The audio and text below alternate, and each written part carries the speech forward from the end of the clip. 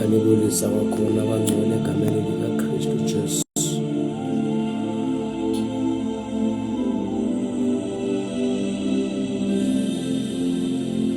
Molweni. Selikhona namhlanje.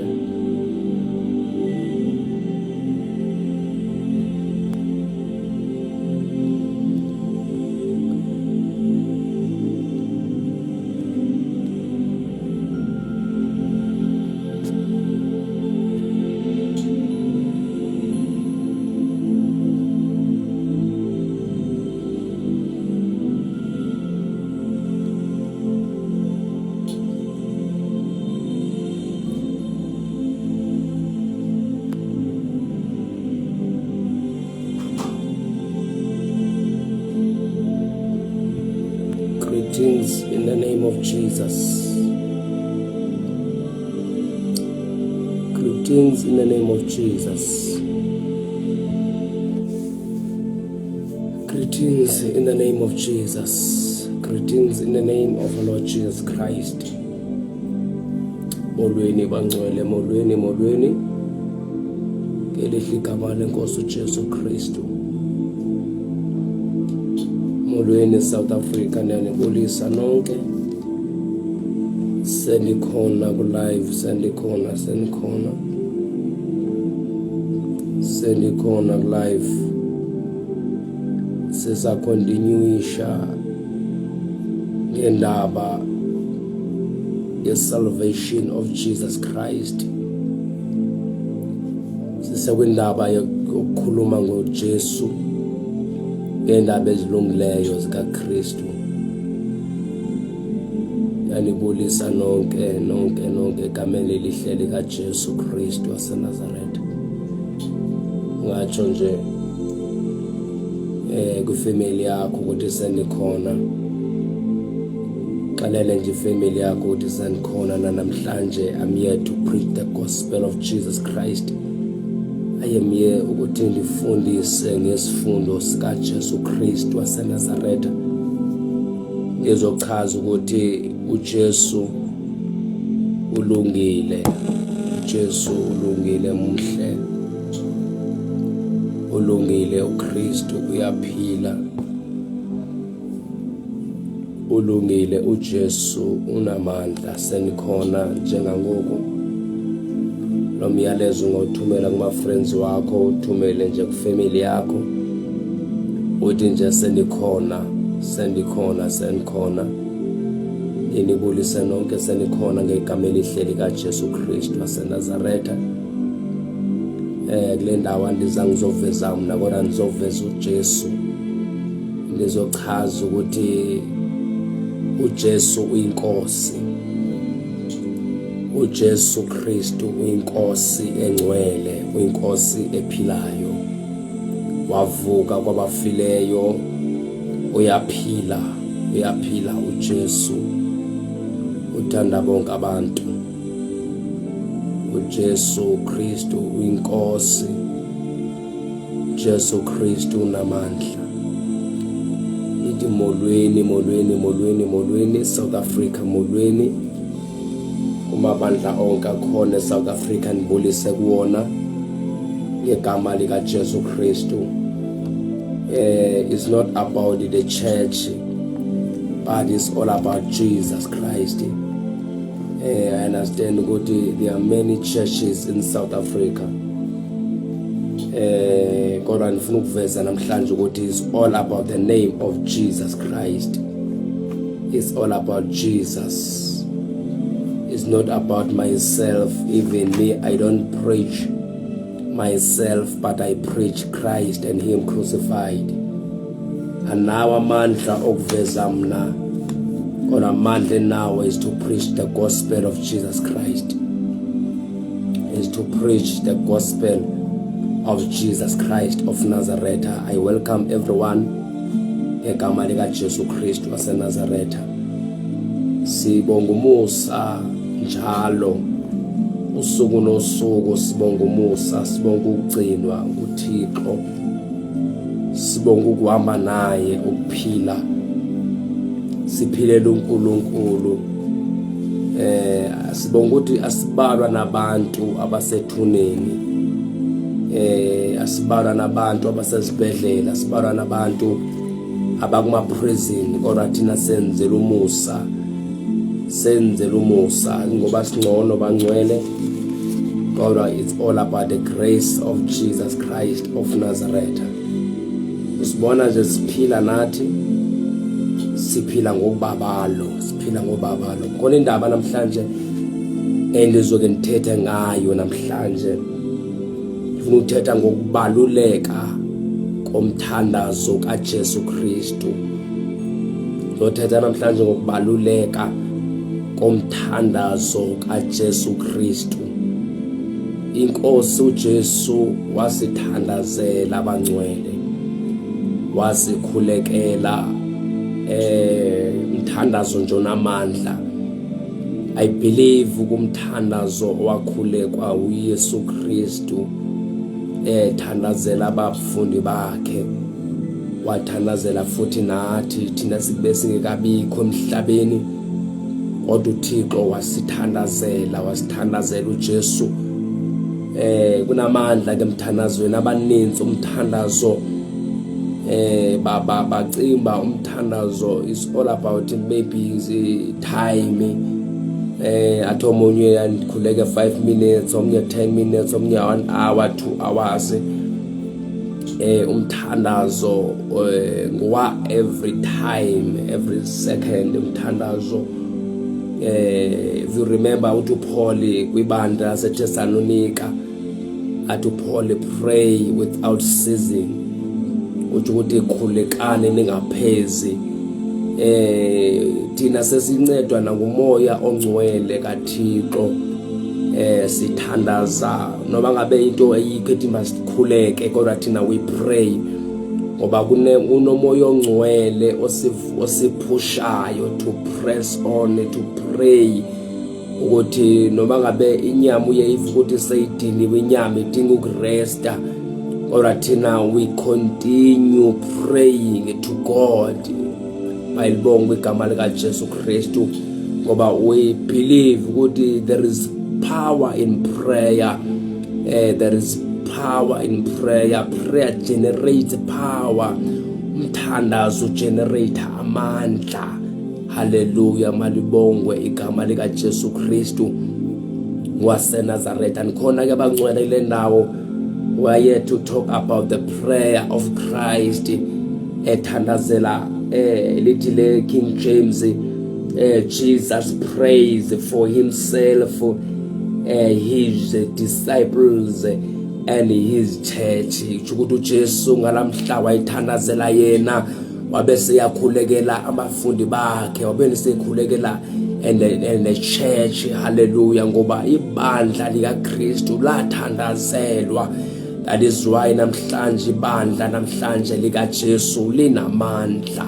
Hallelujah. Malibongwe igama likaJesu Kristu waseNazaretha. Namhlanje ndothetha nje ngomthandazo, ukuthi unamandla umthandazo. Nathi sigcine ngumthandazo, sifihlwa ngumthandazo. Umthandazo usenza ukuthi noma ngabe isimo sibhlungu, isimo kodwa sirikhumbula ukuthi sathandazelwa, ngoba umthandazo awuphelelwa. Umthandazo noba ungamthandaza namhlanje, maybe uzokunceda in 10 years come, in 10 years to come. Umthandazo akusize. Umthandazo kumele ke bangcwele singayeki ukuthandaza, sihlale njalo sithandaza. Silibandla ke bangcwele elathandazelwa nguJesu Kristu.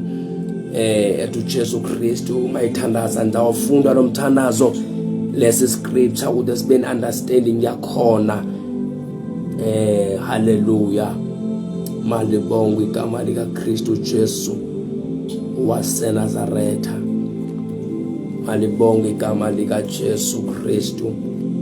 Lithi verse 1 sizothandaza ngalomthandazo ethi ezizinto wazithetha uYesu, wawaphakamisa amehlo akhe, wakhangela ezulwini, wathi bawo lifikile ilixa, mzukise unyana wakho. ukuze nonyana wakho akuzukise, njengokuba wamnika igunya kubantu bonke, ukuze bonke omnike bona, ukuze bonke omnike bona abanike ubomi obungunaphakade. Bubo ke obu ubomi obungunaphakade, ukuba bakwazi wena ukuphela koThixo oyinyaniso, naye uKristu, uYesu Kristu omthumileyo. Malibongwe igama likaJesu. Mna ndimzukisile emhlabeni, ngikuzukisile emhlabeni, ndiwufezile umsebenzi obundinike ukuba ndiwenze.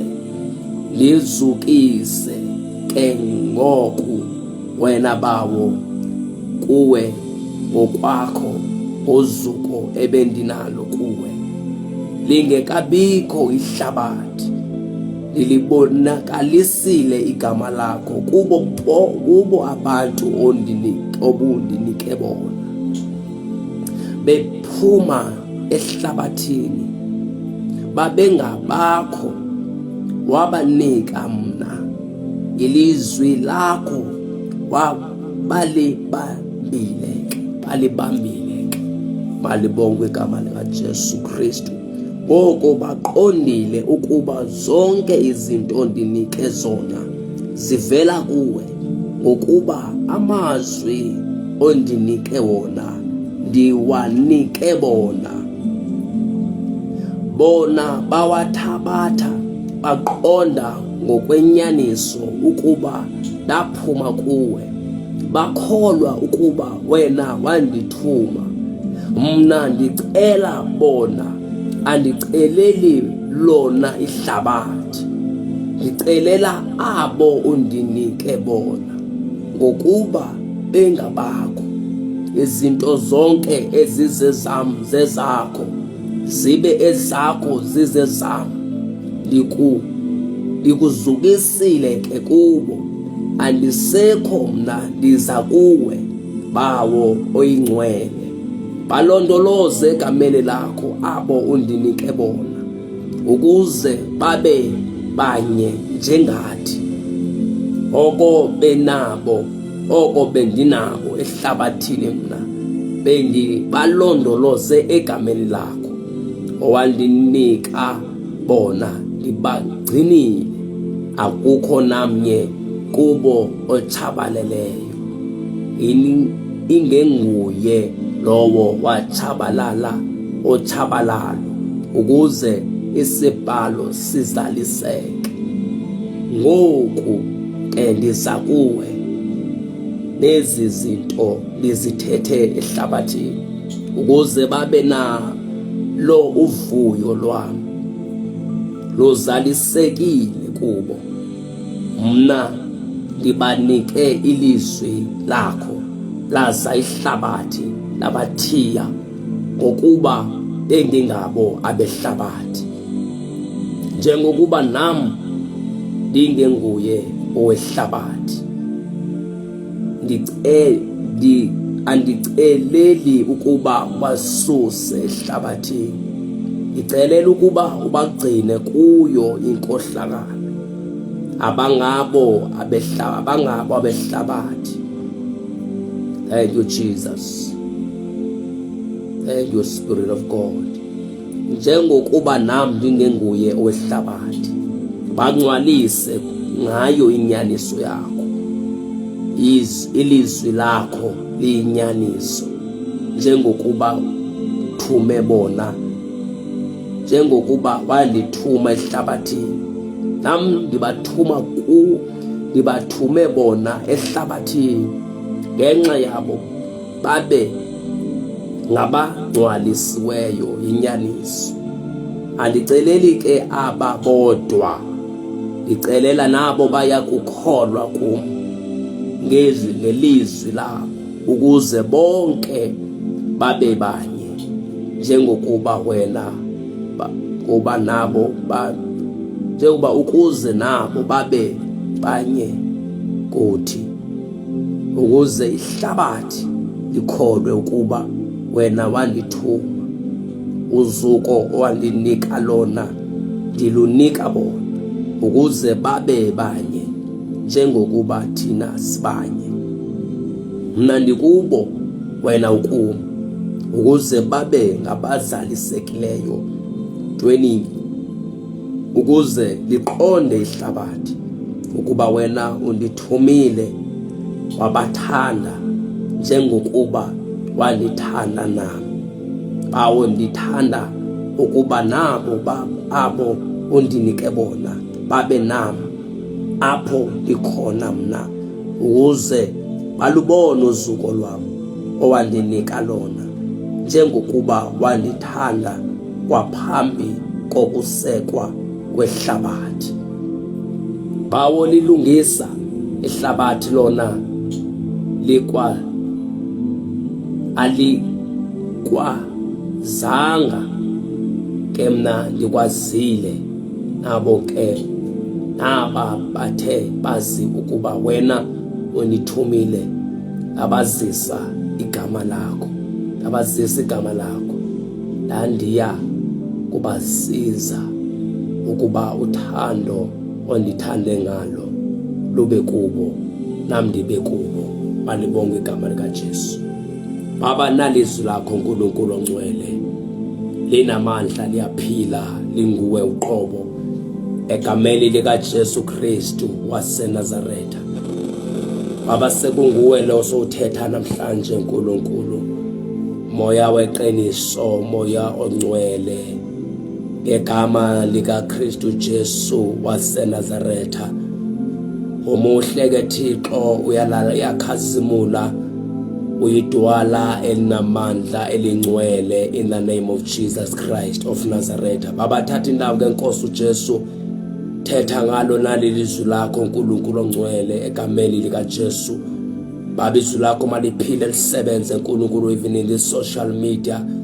Makube ngulo Nkosi uthi makube nguwe nkulunkulu ongcwele osebenza kuleni ndawo egameni likaJesu.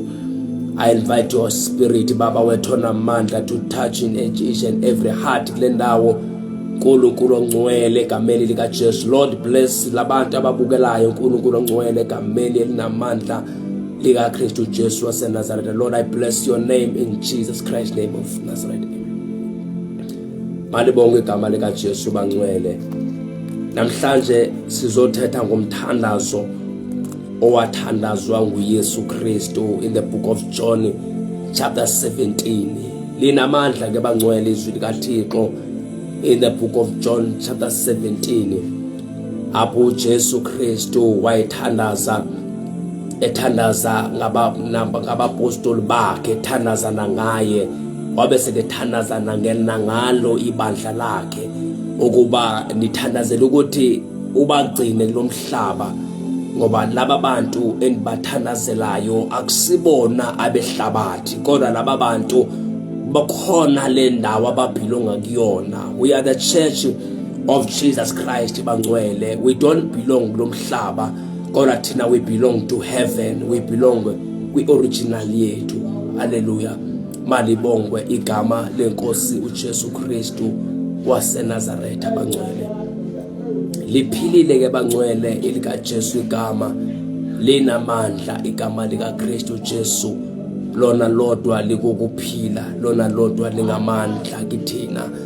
Abu Jesu Kristu wafika emhlabeni, uma sefika emhlabeni iBhayibheli wafika elukhanyiselo lomhlaba. Lithi ubomnyama zange buliqiqe, zange bukazi ukuthi ubomnyama bumelane negama likaJesu, bumelane noJesu Kristu. Azange kubazi ukuthi ubumnyama buvimbele icebo likaThixo ngoJesu Kristu waseNazaretha. Icebo likaThixo kwakuzofezekiseka izibhalo ukuthi njengoba kwaprofetwayo ngayo uKristu Jesu ukuthi uzoza emhlabeni afike azokufa, ezozalwa umuntu wesifazane oyaba livirgin.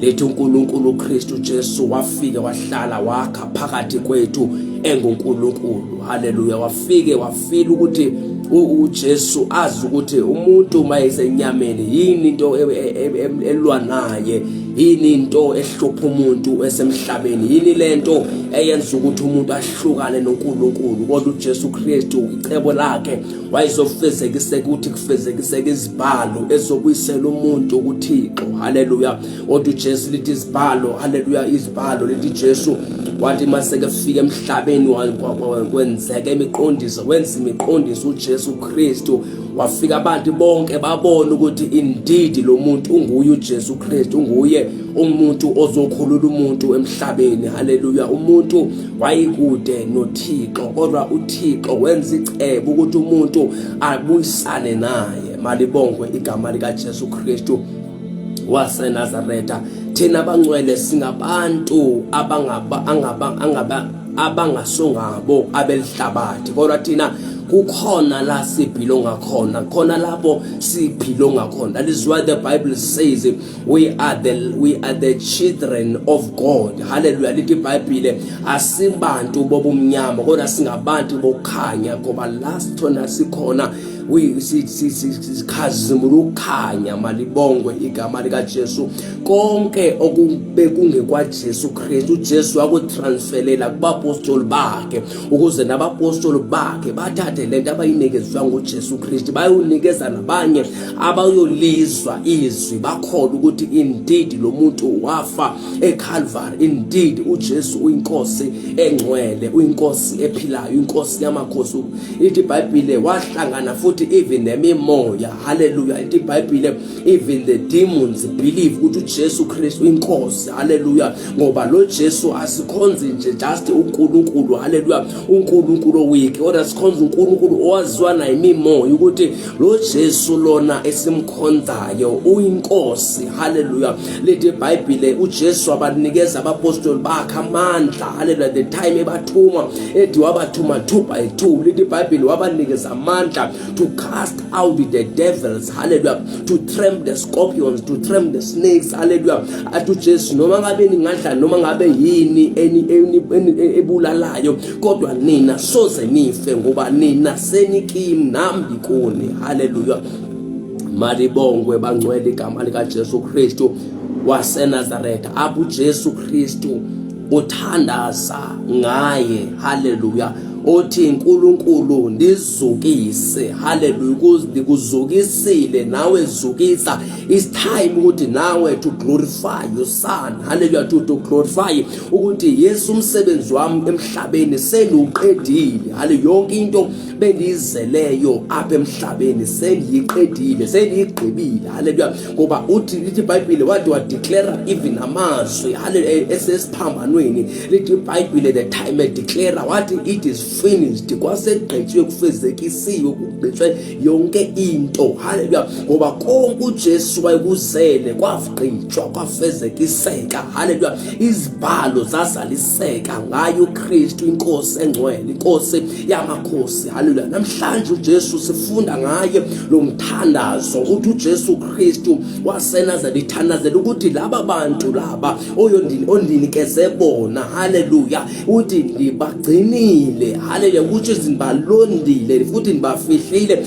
akusekho nto engazama ukuthi balimaze, ngoba laba bantu sebefihlakele, sebesegqitshiwe ngabo. Kwathiwa laba bantu mabafihlwe, bafakwe kwi-kingdom yezulu, kingdom ye-light. Hallelujah. Lapho uNkulunkulu ithi iBhayibhile akusekho even enundu, akusekho noSathane ongazama ukuba ba-destroy. Athi uJesu Kristu edeclare ngelinye ilanga ethi Peter, I shall build my church upon this rock, and no gates of hell shall prevail against my church. Ngoba sifihlakele, sifihlwe kunye noKristu, kuye uNkulunkulu ophilayo. Namhlanje uJesu sifuna ngaye lo mthandazo kaJesu unamandla. If you can check it, wawuthandaza lo mthandazo engekaye esiphambanweni, wawuthandaza lo mthandazo esahamba emhlabeni, esagcwele uba esengumuntu emhlabeni wathandaza. Lithi iBhayibhile uJesu Kristu wadeclare ethandaza umthandazo ethi ndikhulekela ukuthi Thixo ungabasusi kulomhlaba, ubagcine, ubalonde, ubasindise kuyo inkohlakalo, ngoba kulomhlaba esikuwona umhlaba ogcwele inkohlakalo, umhlaba lapha khona ibandla lenkosi uJesu lizondwa khona. Lithi iBhayibhile nina ningabami ihlabathi lonke liyakunizonda, linizondele ukuthi ngikholwa egameni lami. Malibonge bangcwele igama likaJesu Kristu waseNazaretha. Namhlanje siyakholwa kulo leli gama elinamandla, siyakholwa kulo leli gama elisindisayo, siyakholela kulo leli gama elisindisa umuntu, elinceda umuntu. Iyo yodwa into emhlabeni engasiza umuntu ophilayo emhlabeni nguye uJesu Kristu. Athi Paul, there is only one mediator between man and God, the man is Christ Jesus Christ. uJesu Kristu uyi-advocate yethu, ungumthetheleli wethu. uJesu Kristu unamandla. Malibonge igama likaJesu Kristu waseNazaretha. Malibonge igama likaJesu. Thina sifihliwe nguye uKristu, sifihliwe egameni likaJesu, sigciniwe. Haleluya. Usibona singapheli mandla masihamba kulomhlaba, hayi ngoba sinamandla kodwa sigciniwe ukuze sikwazi ukuthi sicontinue nendlela. Sigciniwe bangcwele, sihamba noKristu, asisedwa. Lathina sikhona, uJesu khona, usigcinile kulomhlaba okhohlakeleyo. Ngoba zininzi izinto namhlanje ezenziwayo ezingozi ezizama ukuthi zilimaze ibandla lenkosi uJesu Kristu waseNazaretha, kodwa asoze lezo zinto zibe nawo amandla to destroy the church of Jesus Christ, ngoba ibandla lenkosi uJesu ligcinakele kuye uThixo. Ngoba sifihliwe, sinamandla okwenza konke ngoKristu osiqinisayo. Nathi sathandazelwa singekabikho kulomhlaba, kodwa ngelinye ilanga kodwa kuyofika thina kulomhlaba kumele yonke into ifike seyilungisiwe, ifike seyilungisiwe. Lithi iBhayibhile labo abayokholwa bekholwe egameni lami, ukuthi kunabantu even namhlanje abangekakholwa kulo igama likaJesu, kodwa sinalo ithemba ukuthi ngelinye ilanga they will believe ukuthi indeed Christ is Lord. Bayokholwa ngelinye ilanga ukuthi lo Jesu Kristu wabafela eCalvary, kwachitheka igazi. Ngelinye ilanga abantu nabo basindiswa, ngoba lithi iBhayibhile thina we are the children of the Most High. Hallelujah. Lithi iBhayibhile thina sifihliwe egazini likaJesu Kristu waseNazaretha, kwagqitshwa ngathi bangcwele. Loba ngabe ungafika ntoni ingozi, umusuye saba leyo nto, ngoba kunomthandazo owathandazwayo ngenxa yempilo zethu ukuze thina sigcinakale. Kunomthandazo onamandla wathandazwa nguKristu Jesu. Ngelinye ilanga namhlanje sine assurance, sine boldness, we are bold because of sakhulekela. Kunomthandazo onamandla. Lithi athomne xa ethetha umthandazo awufe futhi awuboli, ayikho into engadestroya umthandazo. Haleluya. Amakholwa amaninzi kule mihla esiphila kuyona balwa nomthandazo, balwa nento enamandla, balwa nento ebasizayo, balwa ngoba umuntu usizwa ngoba ethandaza. Ngoba uma songasathandazi ulikholwa elingasathandazi, uba likholwa eliwiki, ikholwa eliwiki noma ngabe ngavelani empilweni. Haleluya. Ngoba iyafika imlimazi umuntu imgiqi, kodwa ubalikholwa elihlezi kuwona umthandazo, limethemba ukuthi umthandazo uyasebenza. Lo mthandazo namhlanje usasebenza. uJesu wasikhulekela before ayesiphambanweni, ngoba kunezinye izinto uJesu wazenza before aye emnqamlezweni. Hali ngoba kunamandla, ngoba wayesefuna ukurelease amandla, ngoba izwi lakhe linamandla. Athi uJesu Kristu, my words are spirit and alive. Amazwi kaJesu Kristu yiwana amandla asikhululayo, yiwana amandla asiliftayo. Malibonge bangcwele igama likaKristu Jesu. Namhlanje sofunda ngomthandazo wenkosi uJesu Kristu. Haleluya. Laba bantu uThixo ondinikeze bona ngibagcinile. Athi uJesu akhono yedwa, akukho yedwa odukileyo, akhono yedwa olimeleyo, akhono yedwa olahlekileyo. Haleluya. Kodwa kukhona lo wensabalalo. Haleluya. Aphi iBhayibhile limention lithi kodwa except lo wensabalalo. Xa isithi lo wensabalalo umenshina uJudas Iscariot, ngoba imission kaJudas Iscariot iBhayibhile kwakumele kwenzifezekise izibhalo, kube nomuntu benomuntu oyomthengisa. Namhlanje kunabantu, even today they are still fighting against the name of Jesus Christ of Nazareth, ngoba kunomuntu oJudas Iscariot kwindawo esisebenza kuzona, kwindawo esikhonza kuzona, kunalo muntu naye onguJudas Iscariot. uNkulunkulu uKristu wasisiza ukuthi nathi sibe protected, sibe covered, ukuthi sibiyeleke, singabiki nezasusa kwikingdom yezulu because of uJudas Iscariot. Hallelujah. Athi uApostle Paul emayithetha athi yini engahlukanisa nothando lukaKristu, athi noma ngabe ingilosi, noma ngabe intshutshiso, noma ngabe inhlala, kodwa ayikho into engasihlukanisa nothando lukaKristu Jesu. Namhlanje sibungaza ukuthi sanqotshelwa nguKristu Jesu, nathi sasinda ngenxa yomusa kaKristu Jesu. Bangabe kodwa intando kaSathane, ingabe kudala salahleka, ingabe kudala safela endleleni, kodwa umusa kaNkulunkulu zanguvume ngathi. Malibonke igama likaJesu. Namhlanje sibonga ukuthi sigciniwe. Haleluya. Uthi uJesu Kristu anithandazela ukuthi ubasuse lomhlaba, kodwa anithandazela ubagcine enkohlakalweni. Zininzi izinto abangcwele esibhekene nazo kulomhlaba, kugcwele ukukhohlakala esibhekene nabo kulomhlaba. Athi uApostle Paul in the book of Ephesians chapter 6 verse 12, athi uApostle, for we wrestling not against flesh and blood.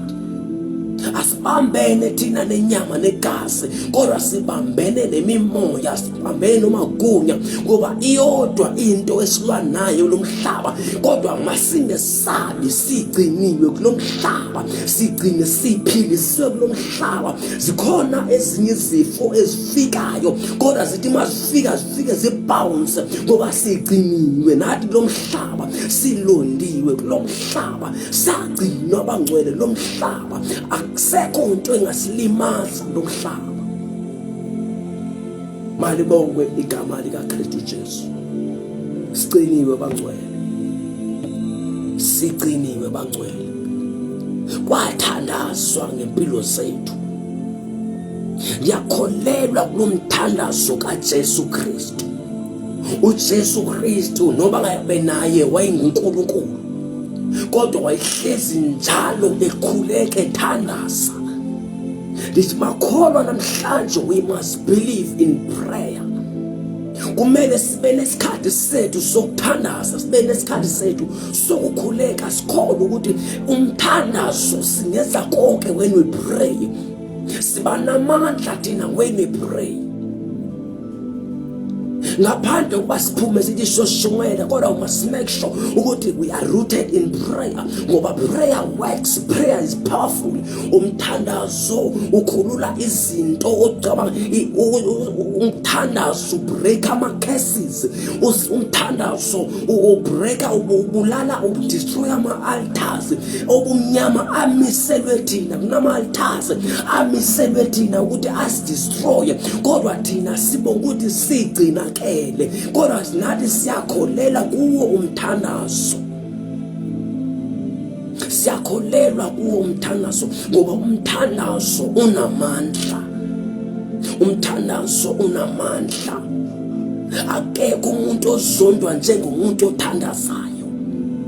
ngoba umuntu othandazayo udestroya yonke imibuso kaSathana, uyayidestroya umuntu othandazayo, ngoba umuntu othandazayo uhlezi esemandleni. Umuntu othandazayo kugenerateka kuye ifaith. Umuntu othandazayo wenza izinto umuntu angekakhona ukuthi azenze, ngoba when you pray, hallelujah, uyasondela kuNkulunkulu, you become closer and closer to God. Ngoba uma sothandaza you become bold. Mawuthandaza ngoba umthandazo unamandla. Malibonge igama lika Jesu Kristu. Malibonge igama lenkosi uJesu Kristu. Kumele sibe ngamakholwa athandazayo. Kumele sibe ngamakholwa agxilileyo emthandazweni. Inyama siqoba when we pray. Inkanuko yenyama siqoba when we pray. Izitha zethu sizinqoba when we pray. uSathana simnqoba when we pray. Yebo, we have the name of Jesus. We have Jesus in our lives, but we also need prayer. Akutshiwo ukuthi mawusosindiswe yeke ukuthandaza uJesu uzokulwela, kodwa thina when siqase noJesu Kristu siyathandaza, ngoba uJesu naye wathi fika emhlabeni, wafika wathandaza naye, wabalikholwa elithandaza, waba ngumuntu othandazayo, ngoba uyazi ukuthi amandla asemthandazweni. Even abaprofeti bakaNkulunkulu oIsaiah nabo babethandaza, oDaniel babethandaza, Jeremiah babethandaza, oMoses babethandaza, ngoba singabantu bomkhuleko, singabantu bomthandazo, singabantu bokuthandaza abangcwele. Lo mthandazo unamandla.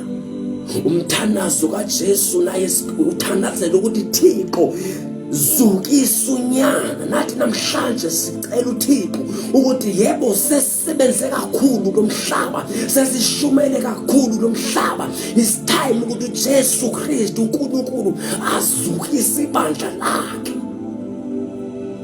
uThixo masekezukisa ibandla lakhe, uSathana kasibe namandla.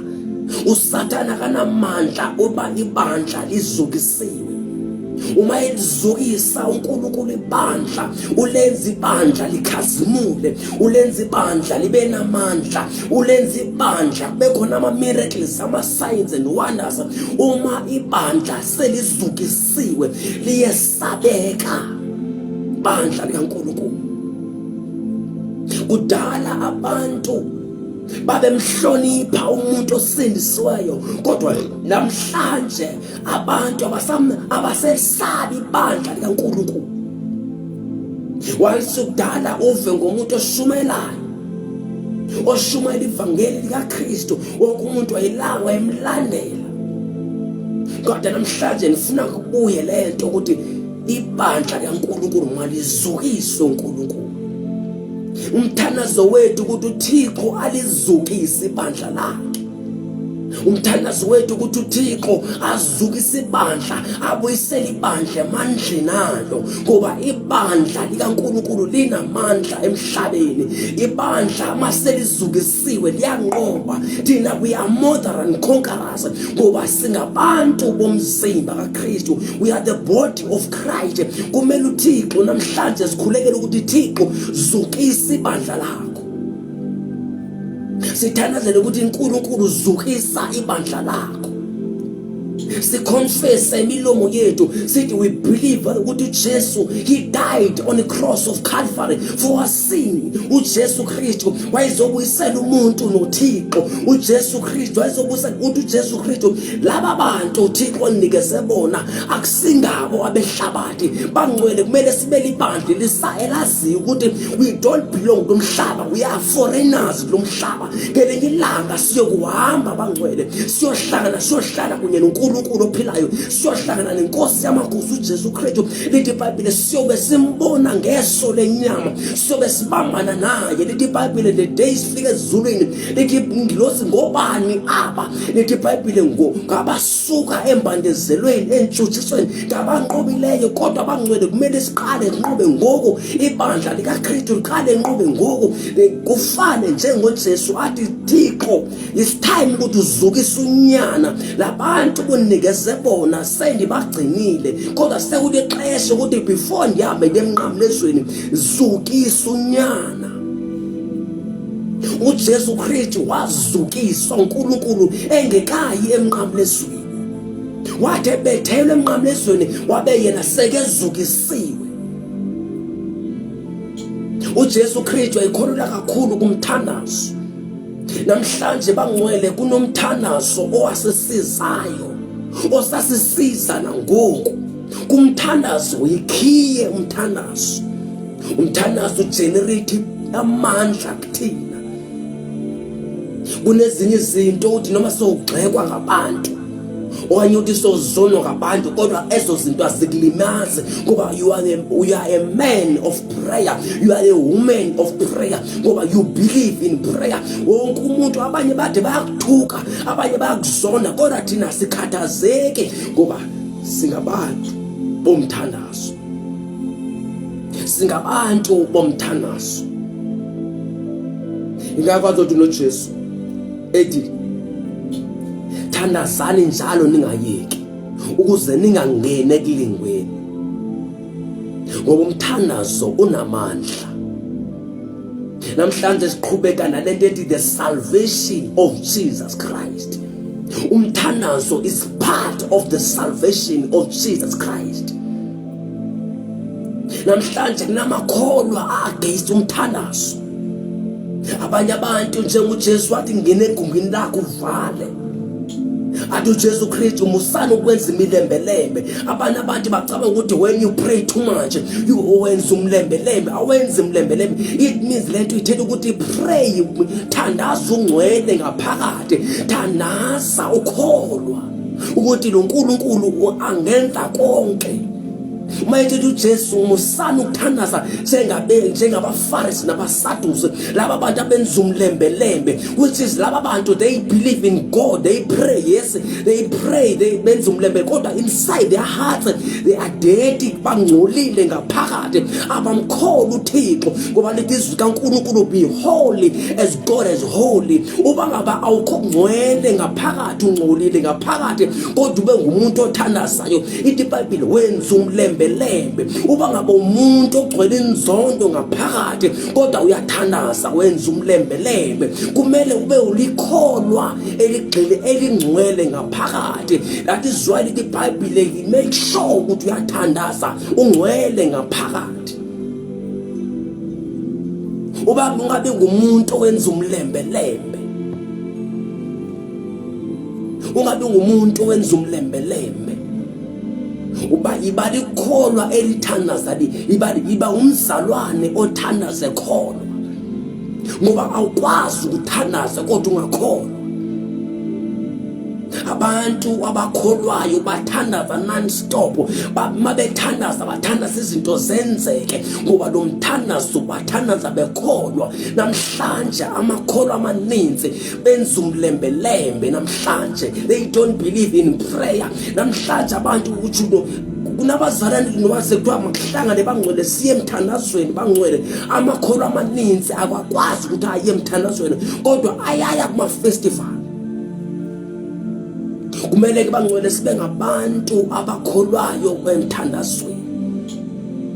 Namhlanje ngizothetha ngalo mthandazo uJesu wawuthandaza in the book of John chapter 17. Wathandazela abafundi bakhe, wathandazela nebandla lakhe. Nomntwana ongekazalwa wathandazelwa, nomntwana osezayo osesesibhedlela usemncane wathandazelwa ukuthi maseke khona fika engena embusweni kaNkulunkulu abe protected, abe covered. Iyona nto emane silwele bangcwele, masilwele ukuthi uNkulunkulu onamandla zukisa ibandla lakho. Dala shumela yabona bangcwele uba ngabe uNkulunkulu angalizukisa ibandla lakhe kungawineka imiphefumulo emininzi sibe serious kwiKingdom yezulu. uThixo angazukuzukisa ibandla lakhe uma sisebenza. uJesu Kristu wayezofezekisa izibalo, wafika wasebenza emhlabeni eshumela ivangeli, ephilisa, exelela abantu ukuthi mabakholwe kuyena, bakholwe nakuNkulunkulu ophilayo. Ingakho ezothi kuJohn 14 athi verse 1 athi inhliziyo zenu mazingakhathazeki, kholwani kuMi, nikholwe naBaba, ngoba endaweni kaBaba, endlini kaBaba zininzi indawo zokuhlala. Kumele sibe ngabantu abakholwayo kumthandazo. Kunemithandazo esasikhuleke 10 years back, kodwa namhlanje siyamangala ukuthi sisinda njani. Kanti lo mthandazo usithwele. Kunomthandazo owathandazwa kubaba omkhulu bethu, bathi uzugcina igeneration yami uNkulunkulu. Wahamba umkhulu wethu, bama okhokho bethu, kanti ukhokho wethu onye umkhulu wethu wathandaza, wathi uNkulunkulu uzugcina ulonda ifamily yami, uzugcina ulonda ibandla lakho. Kumele sibe ngabantu abamkholwayo umthandazo. Kumele sibe ngabantu abamkholwayo umthandazo. Sithi sithandaza siphila ngcwele endlini kaNkulunkulu. Sithandaza simkholwa lo asifelayo. Kunamandla ekukholweni izwi. Kumele izwi likaThixo silikholwe ukuthi lo Jesu Kristu wasifela eKalvari. Sisebenzisa amazwi athi uJesu Kristu musalo besaba ababulala umzimba, ngoba umuntu ongathandazi uyabesaba ababulala umzimba. Kodwa into emesiyenza thina kumele sisabe uNkulunkulu, sisabe uJehova, simsabe ngoba uThixo uyimdali wezulu nomhlaba. Athi uJesu Kristu lo mthandazo athi konke kwadalwa ngawo, kwadalelwe egameni lawo. Kumele simethembe uThixo, kumele simethembe uShikwembu, unamandla lo Thixo. Siqhubeka nokushumela ngevangeli kaKristu, the gospel of Jesus Christ. Namhlanje siveza ubuhle benkosi uJesu. Siyaveza ukuthi lo Jesu indeed wafa eKalvari. Namhlanje sibe ngabantu abamkholwayo umthandazo, ngoba umthandazo is part of the gospel of Christ. Uma sikhuleka too much, sikhuleka too much, nathi siba ngcwele too much, ngoba ezinye izinto asenamandla. Even kunemimoya in the spiritual realm esamu attack thina, kodwa uma seyifika kuthina, because of we are prayer warriors, singabantu abamethemba uThixo abathandazayo, ezo zinto zifike zibounce sikabe namandla. That is why ezinye izinto kuthola ukuthi kumele sibe possessed ngamademon, ezinye izinto kuthola ukuthi kumele siloyiwe, sithakathiwe, kodwa sisaloyeka, sitathakatheke futhi asisabulaleka. Akekho umuntu ongasenza sibe possessed, ngoba umuntu othandazayo uyehlula, umuntu othandazayo uyanqoba. Kumele sifunde ukuthandaza, kumele sifunde ukuthandaza, sihlale emthandazweni. Sithi noba ngabe umzimba awuvumi, kodwa ngizothandaza non-stop, ngizothandaza non-stop, ngoba I believe too much in prayer. Ngoba when you pray too much, abantu abathandazayo ubona sekwenzeke ama-miracles, ama-signs and wonders bona. Ngoba even abapostoli bakaJesu kwaba libandla likaKristu elithandazayo. Lithi iBhayibheli babehlala njalo behlangana, beqhikizelana isinkwa, bebehlala, ithi iBhayibheli babehlala ezimfundisweni zabapostoli. Iyodwa into babefundisa abapostoli, babefundisa ngezifundo zikaKristu, befundisa ngoJesu Kristu, bafundisa ngaye uKristu. La bebekhona babefike bashumayele ngoJesu, babefike baveza uKristu ukuthi lo ndoda inkosi. lithi iBhayibhile when you read in the book of Acts lithi izwi likaThixo landiswa ngoba ababantu baqale esifundisweni sikaKristu bafundisa ngesiKristu bafundisa ukuthi when you are a believer you must make sure you pray too much.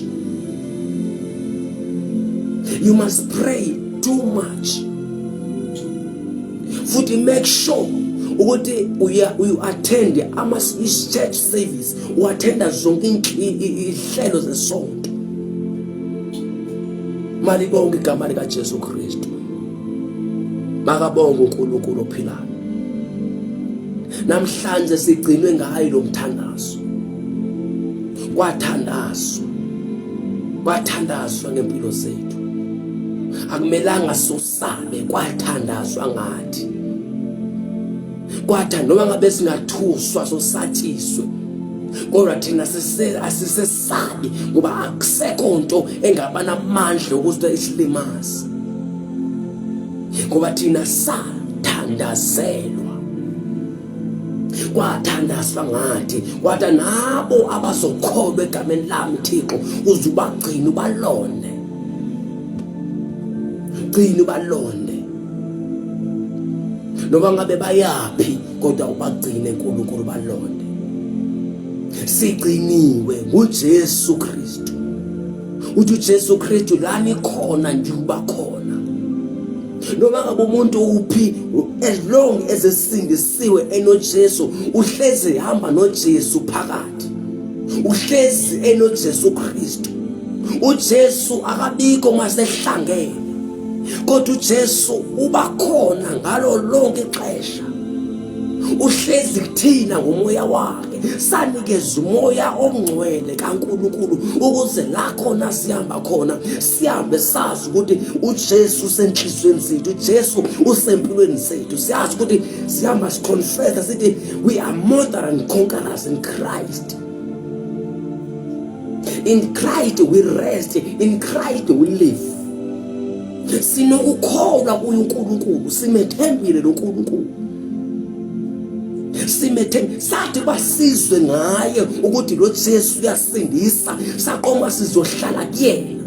Safike futhi samprove, saliproveliswe, salenza practical ngoba akumelanga siphele sibe ngamakholwa thatha afunda iBhayibhile kodwa bayifunde ze practical. Kumele bawathathe onke lamavesi bawafake kuwona bawaprove ukuthi indeed Jesus is alive. Kumele sibe amakholwa liprovayo izwi. Ngoba kunabantu namhlanje abakholwa maybe 20 years, abakholwa 15 years, abakholwa 9 years, 10 years abazalwane kodwa namhlanje bayajikela ivangeli likaKristu ngoba laba bantu kwaba ngabazalwane abafunda iBhayibhile just as a theory. Sange bayithathe lento bayisebenzise, bayibone ukuthi lento ebhaliweyo iyasebenza. Iyasebenza lento kaThixo futhi inamandla lento kaNkulunkulu. Uma soyithathile lento uyenze yayipractical asoze ulijikele ivangeli ngoba wena sokulo sohlezi kulona. Uzuyibone lento ukuthi iyasebenza yithathu yenze uyiphile kuwena. Angeze theory kusize but practical yokusiza lo. Lake lathi ngenyinde elinye ilanga ndithanazela ukuthi uNkulunkulu khaziveze kwababantu. Landihlala nabanye abafana ngisafunda esikoleni ugrade 12. Omunye umfana wabapossessed. Waquleka wangaphefumuli lo mfana. Kodwa nafika nakhuleka phezulu kwempilo yakhe. Abantu babenhleka ngento endiyenzayo ngoba babe always benjaja, always benhleka. Bethi wena usindiswa ngufana nje nathi. Kodwa ngelinye ilanga uThixo wenza imangaliso, wenza ukuthi lo mfana avuke epossessed idemon. Enzo ngudade usister wakhe. Kumele lento bangcwele kuyiprove ukuthi yasebenza futhi inamandla.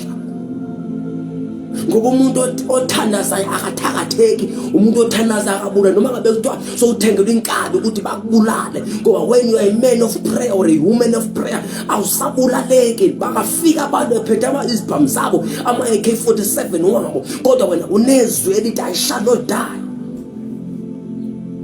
Angeze uthethe izwi boldness with power ungazange ube likholo elitandazayo. Even abapostoli bakaJesu Kristu, when you read in the book of Acts chapter 4,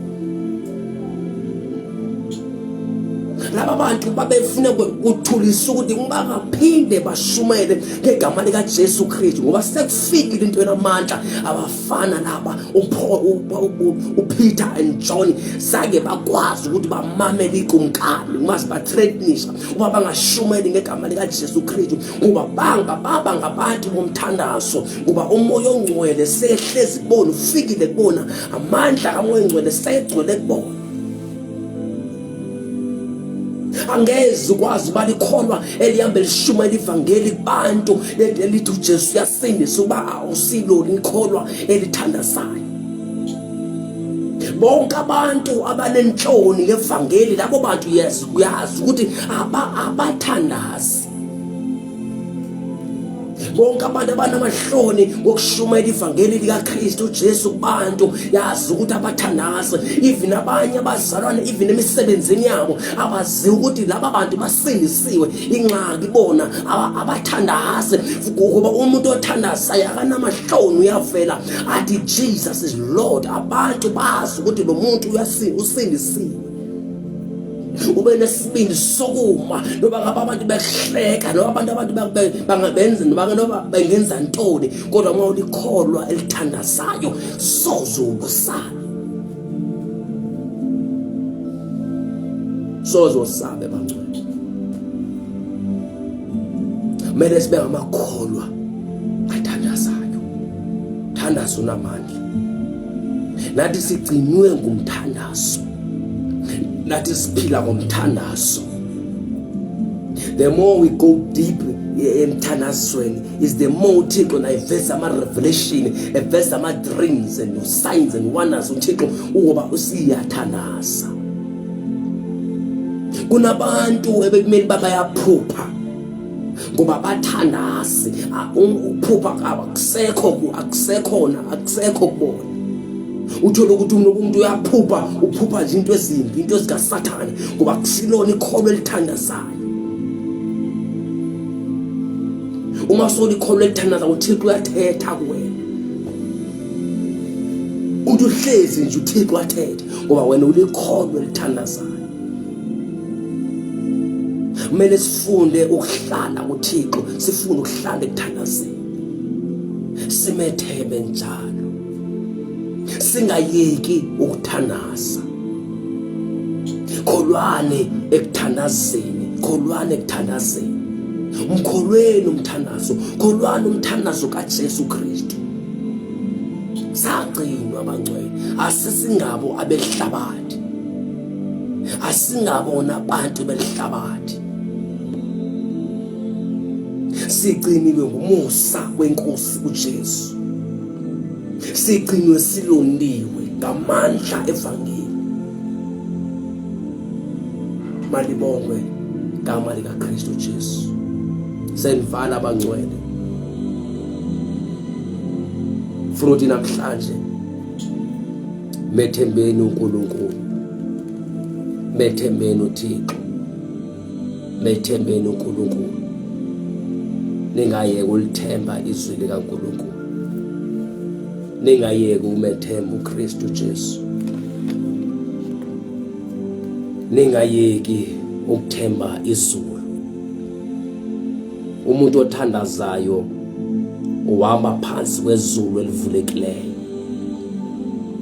If you can remember the day uJesu efika emane landa abapostoli manje bathatha ethi landeleni donenza abalobi babantu.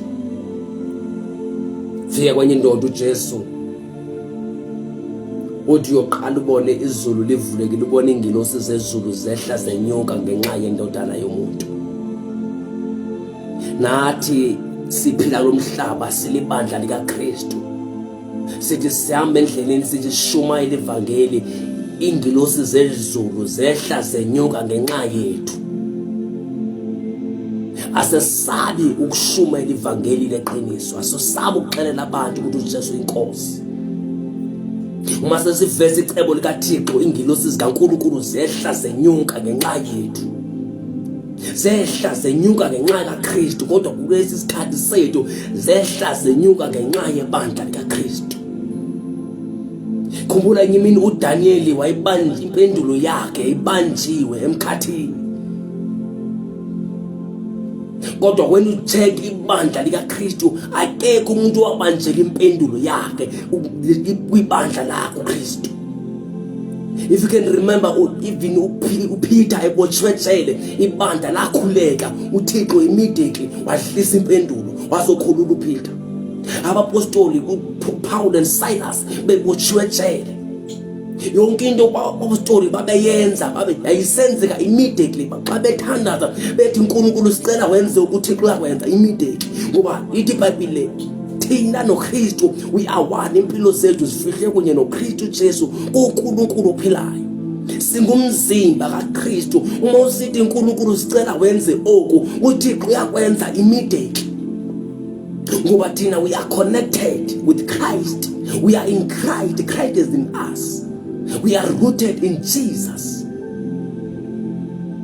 That is why singazufana no Daniel. That is why ezethu impendulo zingabopheki, zingabambeki, zingabanjwa, ngoba we are in Christ. We are the body of Christ. We are the church of Jesus. Asihlaseleki, asivimbeleki, ngoba we are protected. We are the children of God. Siyama phansi kokhanya. That is why uzothi uJohn anisingabo abebumnyama kodwa ningabokhanya. Athi uJohn okuzelwe nguThixo kuyaleyisa ihlabathi. Thina sihlezi soyisa ihlabathi, sihlezi soyisa uSathane, sihlezi soyisa inkanuko zomzimba, sihlezi njalo sinqoba njalo. Abantu bayamangala namhlanje ba why sasindisiwe, ngoba we are more than conquerors. Namhlanje sibala iminyaka sisindisiwe. Igrace kaNkulunkulu isebenza when you are a prayer warrior. Isebenza too much, ngoba when you are a prayer warrior uThixo uyakususa kwenye level esesizana kubeke kwenye level, ufike kwenye dimension, uyakhula spiritually. When you are a prayer warrior uyakhula spiritually. Kunezinto esizibonayo thina spiritually because of we are in prayer. We are the prayer warriors. Kumele sifunde ukuhlala njalo kuKristu. Namhlanje lusuku lwesibini lisathetha ngethi the salvation of Jesus Christ. Prayer is part of salvation of Christ. Isifiso sethu ukuzibona ngelinye ilanga shumela siwina thousands and thousands of souls for the kingdom of God. Kwa prophetwa ngempilo zengane generation yethu ukuthi le generation iyobuyisela ibandla emandleni. Ndifuna ukuthi bandla likaNkulunkulu go back to prayer. Kuba xa usothandaza abangcwele ayikho into ethi yona, ayikho lento ezafika inyama yakho ifune when you are a prayer warrior. Inkanuko yomzimba ayisakwazi ukukhanuka against alisono. Uma sesifuna ukusebenza, sesifuna ukufika empilweni yakho, asibinawo amandla, ngoba lo muntu is a prayer warrior. Abanye abaninzi ngoba when you are a prayer warrior bangcwele amelanga usibale njengomuntu oyisoni, amelanga usibale njengomuntu oyisoni bangcwele. When you are a prayer warrior, uma umuntu othandazayo amelanga ukuthi all we are sinners. Ayimelanga uyitsho leyo ukuthi all we are sinners. Kodwa umuntu ohlezi emthandazweni uhlale sithi I am the righteousness of God, I am holy, I am the holy nation of God. Ningcwele ngoba nihlezi emthandazweni, ngoba abahlezi emthandazweni abathandazayo ngabantu abahlezi uNkulunkulu. Thina ngeke to Jesus, you are the light of the world bangcwele. That is why always I love Paul too much. uPaul indoda ekahlezi njalo enqoba. ethi yibani njengami ngoba mina ndixelisa uKristu. Thetha njengoPaul, ningaze nibuye nibanjwe ijoke ubukhoboka bangcwele, niphunyukile kulugibe bangcwele. Umuntu ophunyukile egibeni makenze sure ukuthi uhlala njalo ekuthandazeni, akayeki ukuthandaza ngoba umthandazo unamandla. Umthandazo unamandla bangcwele, uvuleke eminye iminyango evalekileyo. Uneminyango evalekileyo kodwa uma sithandaza lo minyango iyavuleka. Uma sibambene siyunite ukuthi uJesu Kristu lithandazela ukuthi babambane babe united, laba bazalwane nebandla lami libe united, ibandla likaKristu libe united, lathandazela ngoJesu. Kodwa namhlanje sibona abantu behlephula ibandla likaKristu. Kunamadoda, kunabesifazane, kunabazalwane abadestroy, abahlephula ibandla likaKristu. Namhlanje abazalwane basangenelana emabandleni, ibandla likaKristu limese emhlabeni ngoba abazalwane sebezonana. Kodwa omunye uthi ngingcono kunalo, ibandla lithize lingcono kunalo. Akunamzalwane ongcono kunomunye, akunabandla elingcono kunelinye ibandla. Abazalwane bahlephula ibandla likaNkulunkulu. Abanye bafika echurch, bafika bathi bakhonza, basonta, kanti mission yabo is to destroy the church of Jesus. Ubhuti afika bona usithe ebandleni, afika ameshela. Ingxaka labazana abahlelanga emthandazweni, angeza amanyala enzeke endlini kaThixo wena prayer warriors. Umzalwane nomzalwane ngeze enza amanyala endlini kaThixo ethandaza. Angeze abazalwane benza amanyala uma bethandaza endlini kaThixo. Angeke abantu babone. Namhlanje imajority ebandleni emachurchini kugcwele abantu abazizoli more than ama-believers of Christ. Kugcwele ama-church goers. Umuntu ujabulela ukuthi aye esontweni nje kuphela kodwa akajabulela ukuthi ahlale kuThixo, ahlale be-rooted in Christ. Sibona abantu namhlanje kugcwele izoni kakhulu endlini kaThixo.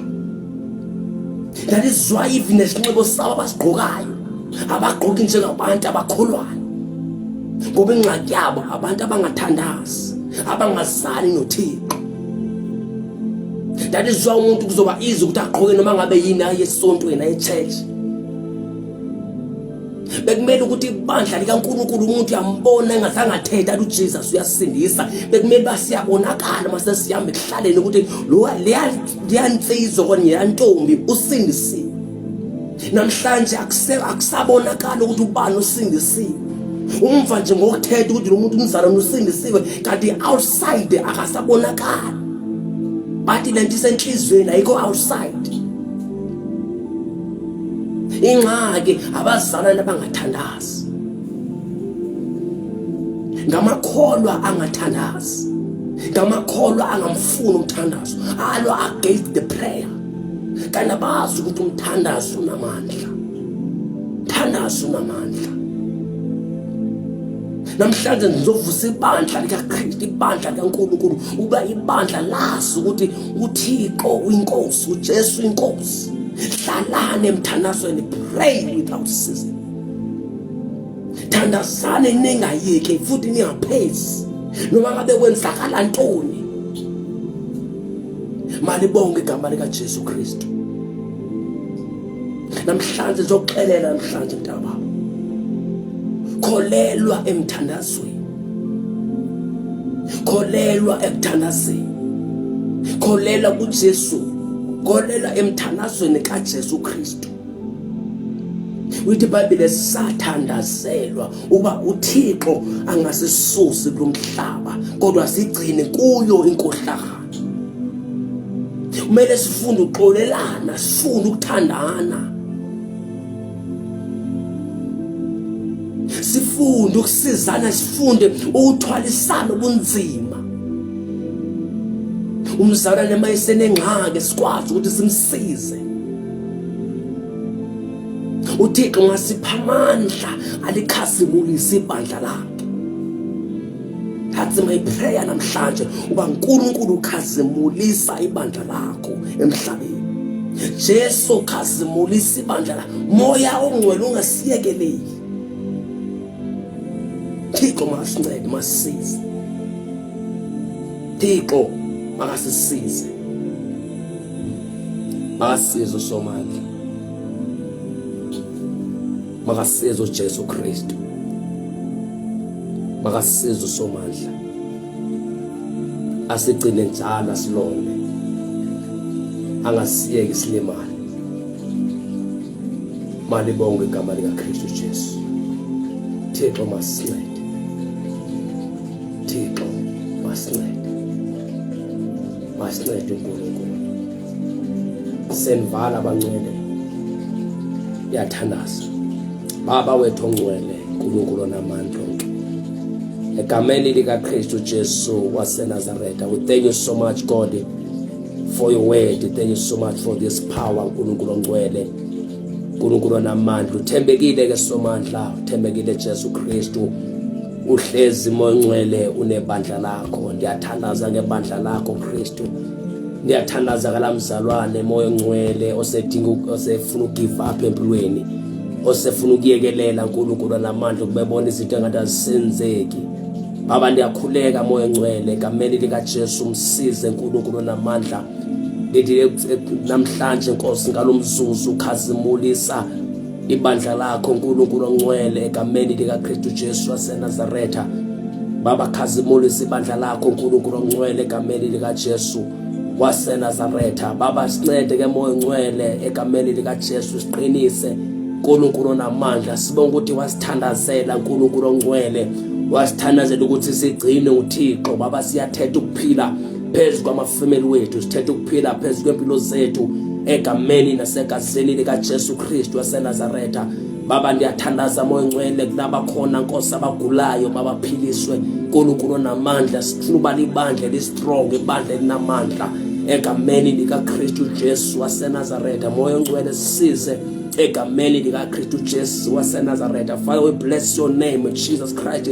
We lift up your name higher. Moya ongcwele mawehle thina kwangungame wena, khule wena uNkulunkulu onamandla, kubonakale wena Thixo wethu ongcwele egameni likaJesu Kristu. Baba siyathandaza ukuthi Inkosi uJesu ibandla lakho liwine more souls for the kingdom of God. Baba siyathandaza moya ongcwele egameni nasegazini lenkosi uJesu Kristu waseNazaretha. I'm praying for my brothers and sisters uNkulunkulu kule ndawo, mama bonke amabandla onke ndiyathandaza ngawo moya ongcwele egameni nasegazini likaJesu Kristu. Baba sibonakalise kumabandla onke moya ongcwele, buyisela amandla. I pray for unity kumabandla moya ongcwele, ibandla lakho ndiyathandaza ukuthi libe united uNkulunkulu onamandla. Iphele lento ethi Nkosi uJesu, my church is better than the other church. uNkulunkulu onamandla ndiyathandaza moya ongcwele Baba wethu onamandla, sibe libandla elihlangene libambisene uNkulunkulu onamandla, ngoba when we are united we are strong. Baba wethu ongcwele, Baba wethu onamandla egameni likaJesu Kristu waseNazaretha, masibambene uNkulunkulu ongcwele, si united. Baba wethu ongcwele, we receive the power gifts of the Spirit. Baba wethu onamandla,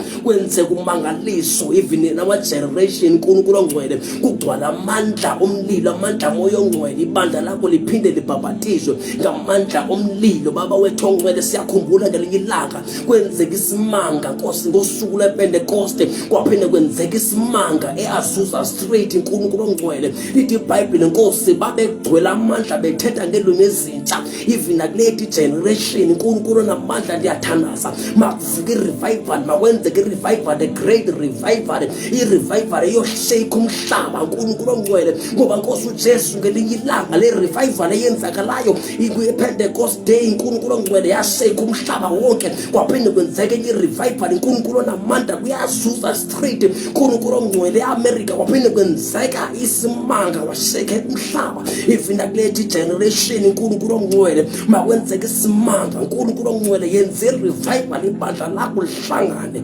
I pray in the name of Jesus Christ of Nazareth.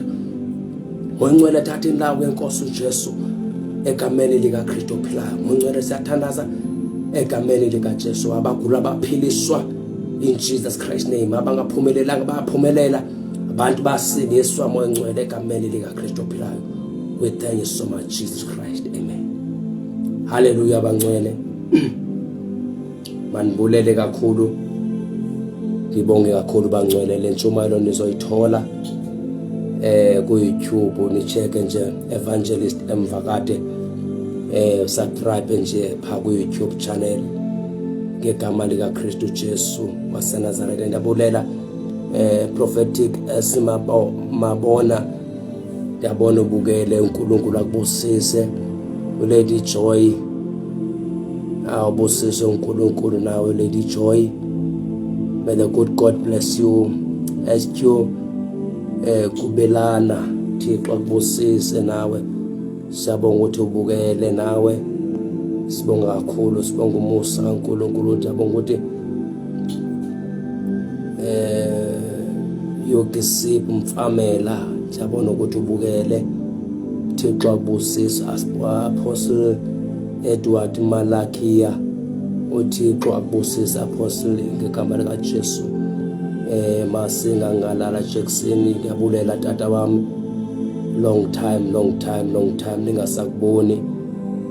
uThixo manisize nani, libonile ukuthi nize ni prepared ukuthi niye eMthatha. uThixo anisize nani nikhonze kahle. Sibonge kakhulu kuba bonke abantu abakhe babukela ngalo live. I believe ukuthi when we preach live khona abantu abazosindiswa, kunemiphefumulo ezophiliswa ngokuvizweli kaNkulunkulu. Let's pray each other, let's support each other. uThixo asisize njalo, singayeke nikhumbula uPaul athi uPaul sithanazeleni ukuze sithethe izwi likaNkulunkulu, silishumayele izwi kaNkulunkulu ngongafihlisiyo. I believe in prayer bangcwele. uThixo ngicela ibandla leNkosi sithandazisane bangcwele egameni leNkosi uJesu Kristu enkosi. Amen.